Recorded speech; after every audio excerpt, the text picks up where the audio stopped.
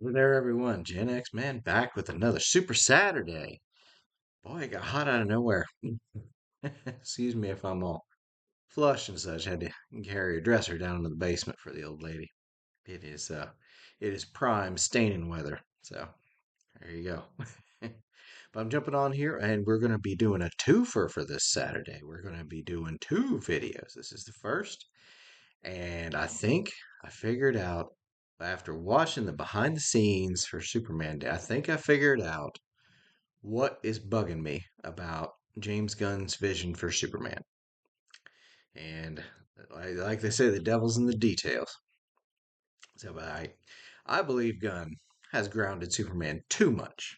I believe he's went overboard on the details, and he's interjecting too much of his own life into the film based on what I've seen, which, it can change. I mean, this is what, maybe 5 minutes of a probably going to be a 3 hour movie, knowing him. I mean, he's only got 873 characters to detail throughout this film.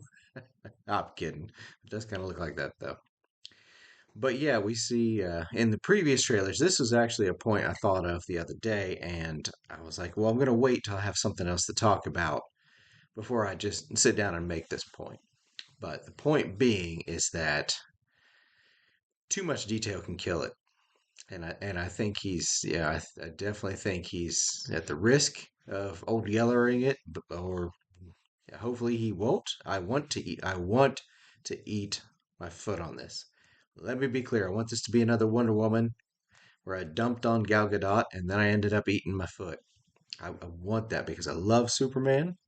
I've enjoyed him since I was a kid. I grew up on him. I had the Superman underoos, had all the stuff. So I want to be wrong about it. I want this film to be awesome. But but showing Superman as beat up is one thing. We've had decades of that. That's not a big thing. You can even show him stabbed, as we saw in the Snyderverse, which was appropriate to the story. This was, but listening to him lay there and have this phlegmy, lung punctured breathing, it just strikes me as a bridge too far. It's too much. The minutia of Superman's injuries it's too much. I mean, do we care how many bones are broken and what's punctured and what's this and that? It makes him too human. He's Superman. He's beyond us. That's the point of him. You can show him injured, but when you start saying, he's genetic this or that, or this thing's leaking, or that thing's punctured, or that thing's tore up or broken. It's like, okay, what is this adding to? So, and also the crypto thing. I figured out what was bugging me about that too. A full 20, I actually counted a full 20 seconds of this dog savaging Superman in his just absolutely life-threatening condition is way too much. Personally, this is just me talking. I have never encountered a dog that did this. We owned many dogs my entire youth, and once I moved away from home, I've been around dogs my whole life.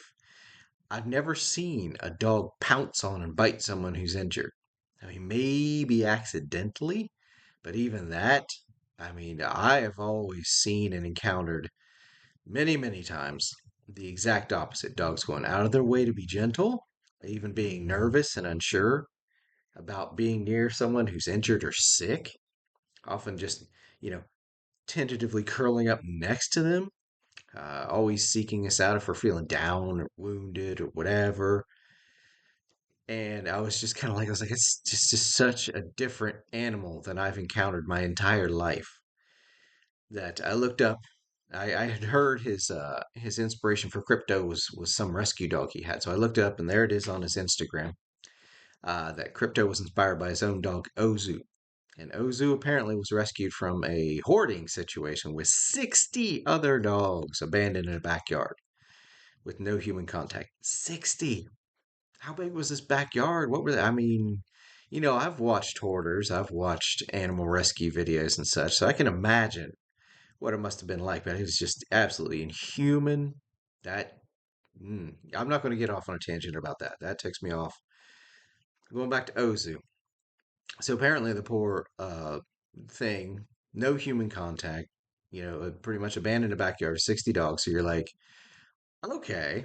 And so Gunn gets him and his family, and the dog is just, you know. So as you would expect, an animal that has had no human contact and lived in those kind of conditions is that animal's going to act strikingly different than anything I've ever encountered in my life. So Gunn is writing his own maladjusted poor thing into the script. And it suddenly makes sense why Crypto behaves in that way. And I, I mean, well, I mean, what's this dog going to be like in the film? Is Crypto going to be looking to Cujo and saying, "Hold my beer"? So we may have that. But yeah, again, maybe there's a reason that Crypto acts like that in the film. Maybe he was raised by the robots and such and doesn't have human contact. But I would assume he'd have Superman contact. So I don't know. I don't know. Yeah. I don't feel like Gunn should have written his own maladjusted dog into the script. I felt like he should just write a dog, a normal dog, but whatever.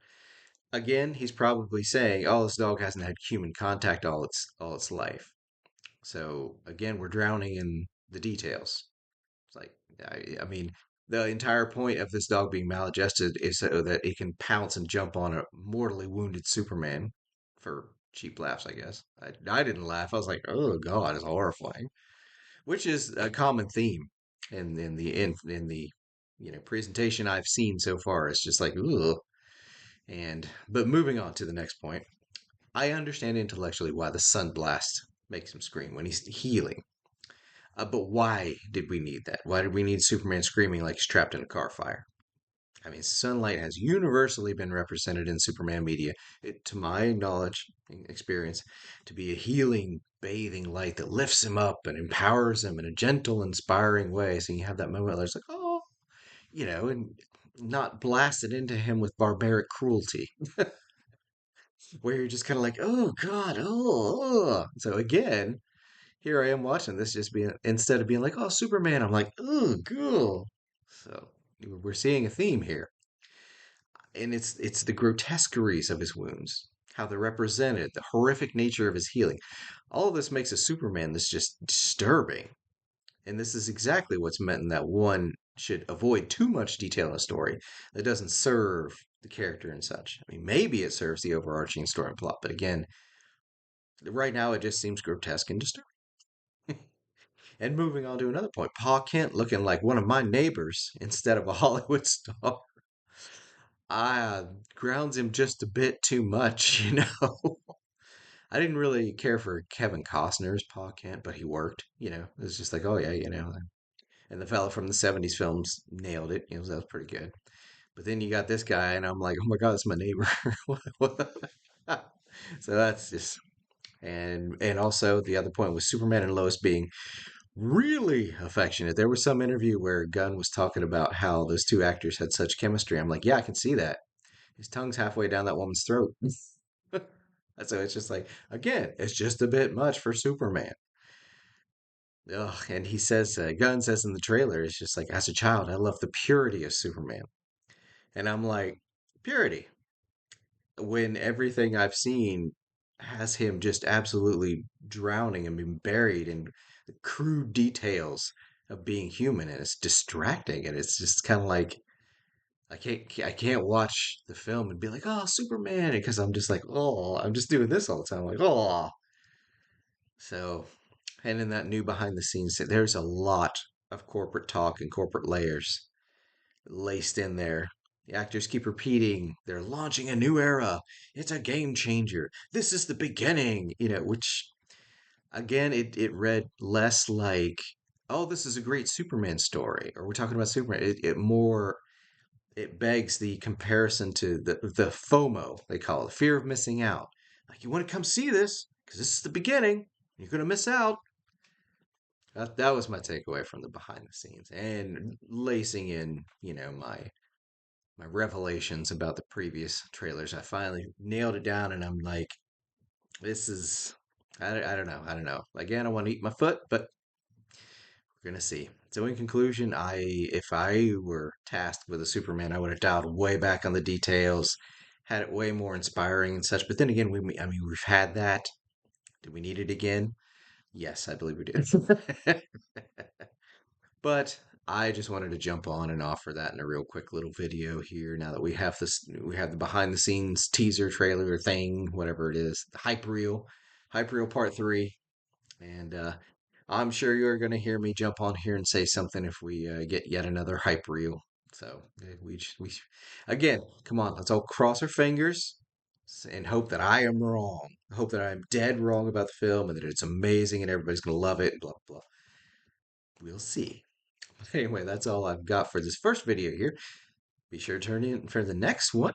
And if I've entertained you, if I put a smile on your face, smash the like button. If you want to hear me rambling on about more stuff, I have multiple videos a week on all kinds of geek stuff. Smash the subscribe button, ring the bell, do all that YouTube stuff. That's all I got for this video, though. Have a good one.